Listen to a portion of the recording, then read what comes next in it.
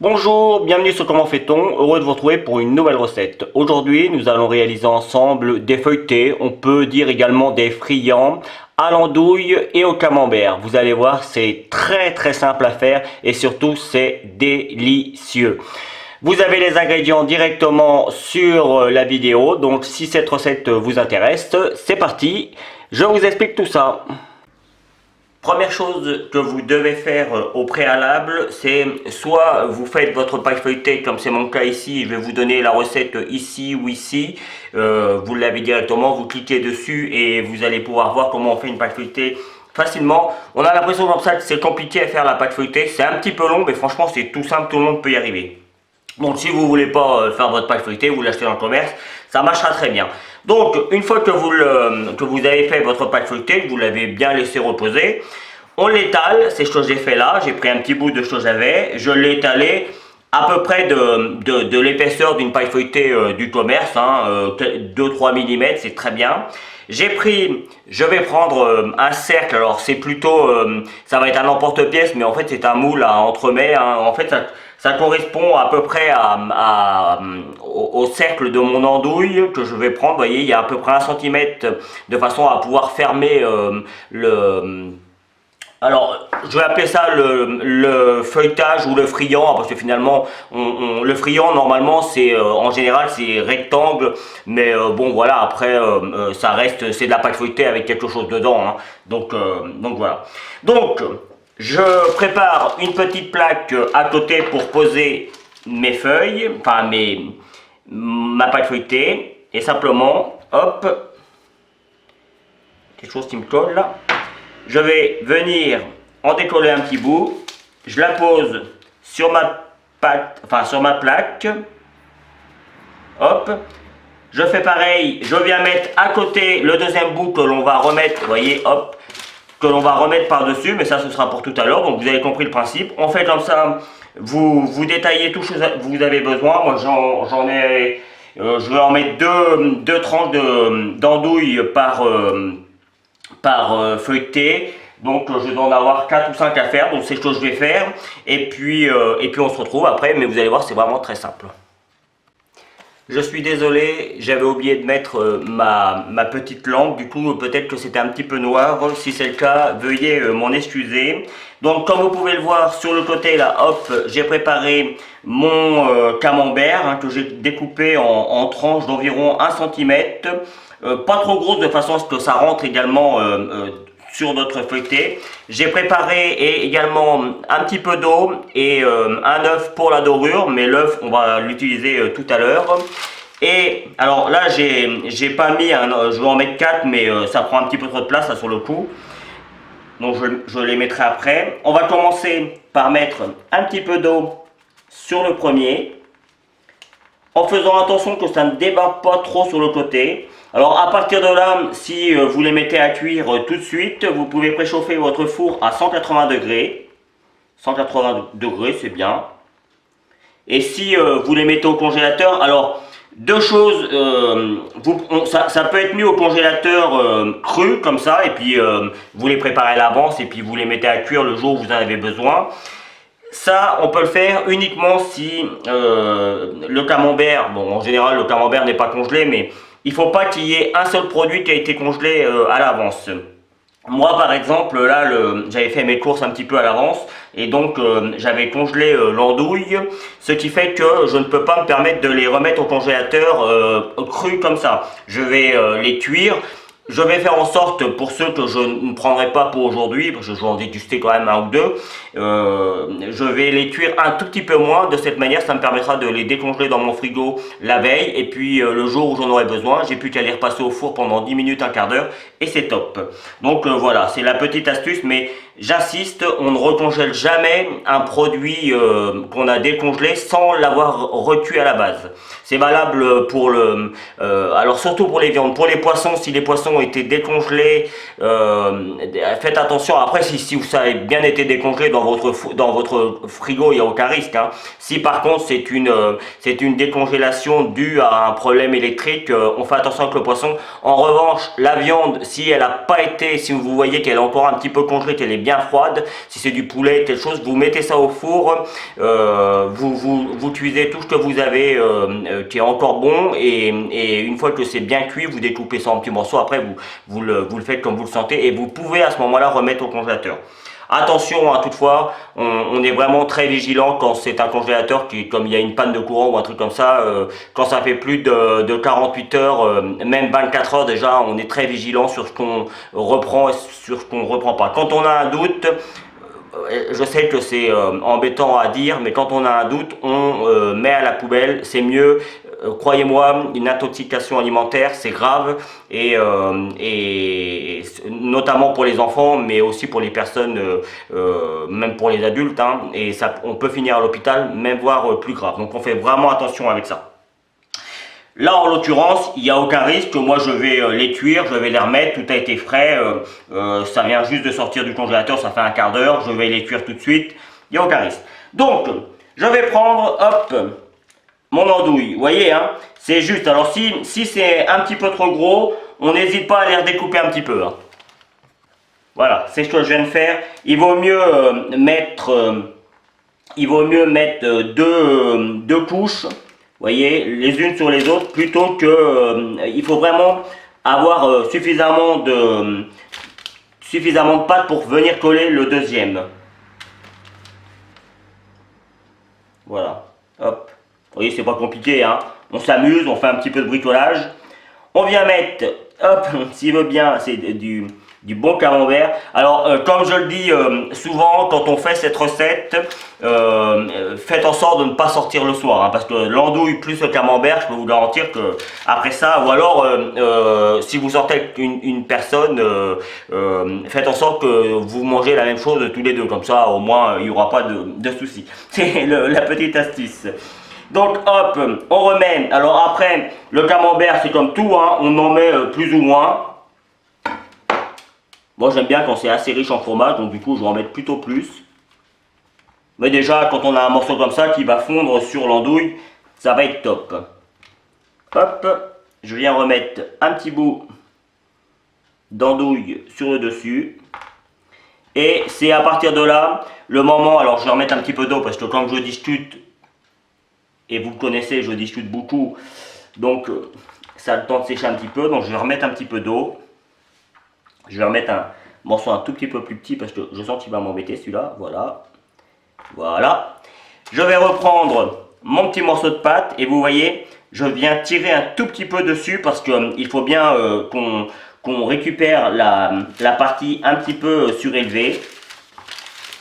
Et c'est la partie la plus délicate, hein. Mais on y va doucement et vous allez voir, ça va se faire tranquillement. Voyez, et on vient coller après. Si vous avez peur de faire des bêtises, vous faites la deuxième partie un tout petit peu plus grande. Vous prenez un emporte-pièce et vous la faites un tout petit peu plus grande et ça marchera très bien. Mais quand on est patient, il ne faut pas que la pâte feuilletée soit trop épaisse non plus. Donc du coup là ça permet de tirer un petit peu sur la pâte feuilletée. Et quand on y va tranquillement, ben, ça se fait tout seul. Hein. Voilà.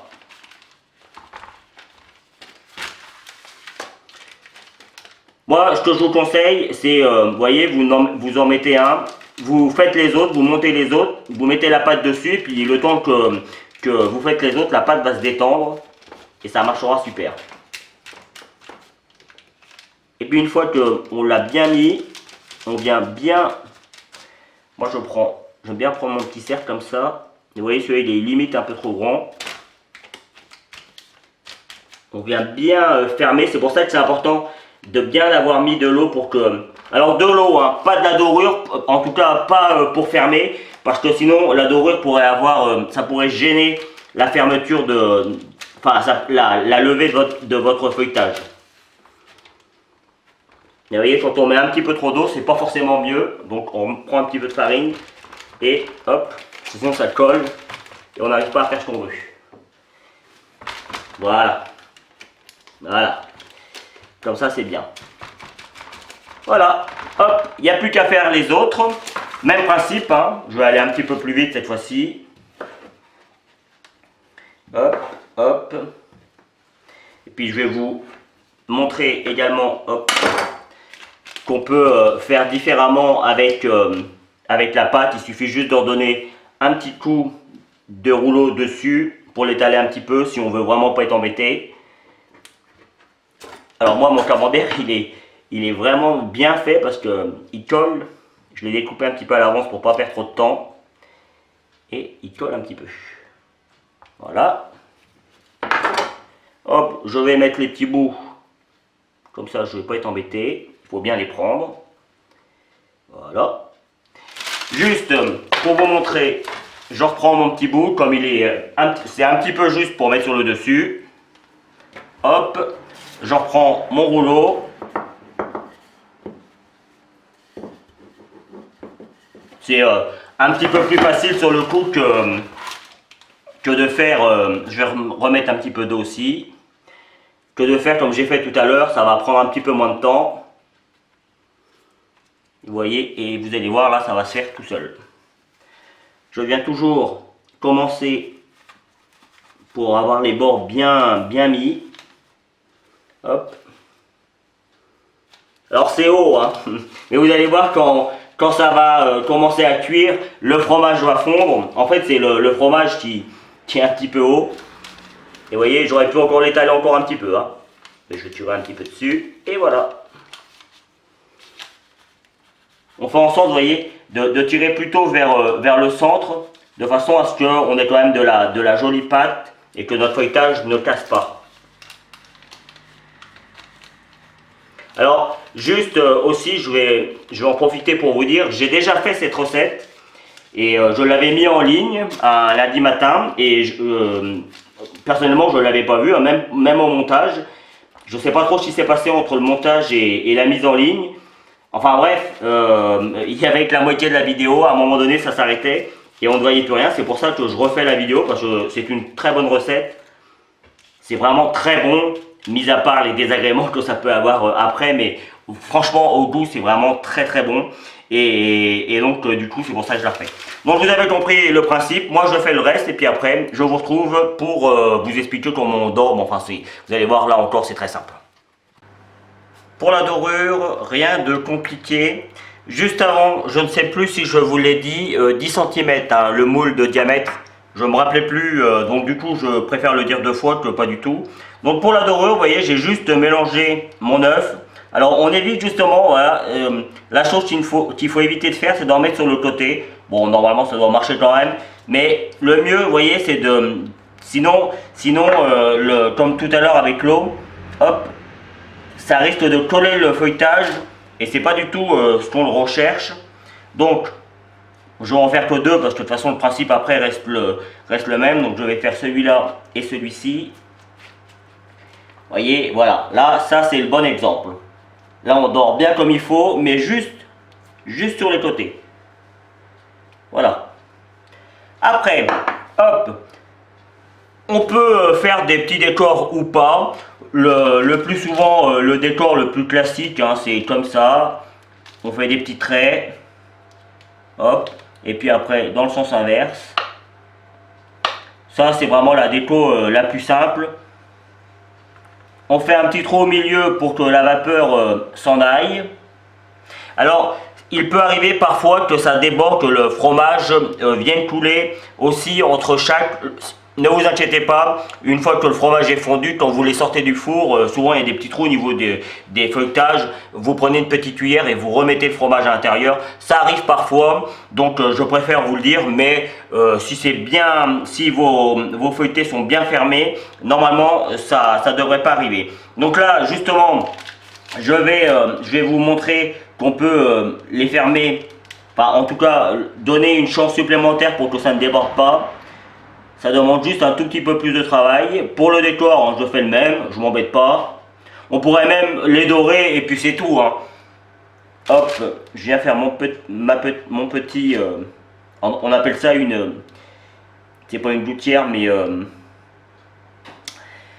une cheminée, voilà. Je cherchais, normalement on met un petit... les cuisiniers mettent un petit papier exprès, de façon à ce que la vapeur sorte. Et justement, ça évite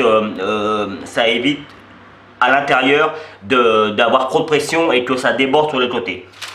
Ça marche pas toujours, hein, je vous le dis. Donc là, pour justement faire en sorte que la partie feuilletage soit bien fixée, que ça ne déborde pas, et puis en plus pour que ça fasse un petit peu plus joli, on vient juste donner des petits coups comme ça. Vous voyez, avec le couteau, avec le dos du couteau, pas la lame mais le dos, et puis voilà, simplement. Un petit peu comme si, je ne sais pas si vous avez l'habitude de faire des galettes des rois. Souvent on fait ce genre de petits décors, ou même avec les tartelettes aussi. Voilà, c'est pas plus compliqué. Et puis, vous voyez là, on a quelque chose d'un peu carré, ça va être très joli. En fait, c'est pour ça que je dis que ça ressemble un petit peu à des friands. De toute façon, encore une fois, j'insiste sur le principe, c'est la même chose. Donc, friand, feuilletage, c'est pour ça que je mets les deux. Et ça me permet, moi, d'avoir plus de visibilité au niveau des moteurs de recherche. C'est pour ça que je mets les deux, mais ça veut dire la même chose. Donc moi je finis les deux autres. Mon four va être bien chaud. Il faut partir sur une cuisson, là c'est quand même des morceaux assez costauds. Donc il faut partir sur une cuisson d'environ 40 minutes. Je dirais même un petit peu plus, mais je vais partir sur 40 minutes moi. Au bout de 30 minutes, hein, évidemment je reste pas loin, je vérifie parce que après tout le monde n'a pas les mêmes fours. Donc au bout de 25-30 minutes, on vérifie la couleur que ça a. S'il faut mettre un papier dessus pour que l'intérieur continue à cuire, le dessous aussi, mais protéger le dessus parce que ça a déjà pris un petit peu trop de couleur, ça arrive dans certains fours. Moi le mien c'est un four électrique à chaleur tournante, il est plutôt récent donc du coup j'ai plus ce problème là, mais je vous dirai le temps exact de cuisson, mais je pense que ce sera aux alentours de 45 minutes, on en reparlera. Donc je finis tout ça et puis on se retrouve pour la fin de la vidéo. Et voici le résultat final. Alors, juste avant que j'oublie, la cuisson a été pour moi de 43 minutes. Je les ai, au bout de 35-36 minutes, j'ai mis un papier de cuisson sur le dessus pour que l'intérieur soit bien cuit. Et j'ai laissé cuire comme ça jusqu'à la 43e minute. Et vous voyez, là, on a quelque chose de superbe. J'ai attendu un petit peu que ça refroidisse pour pouvoir en découper un.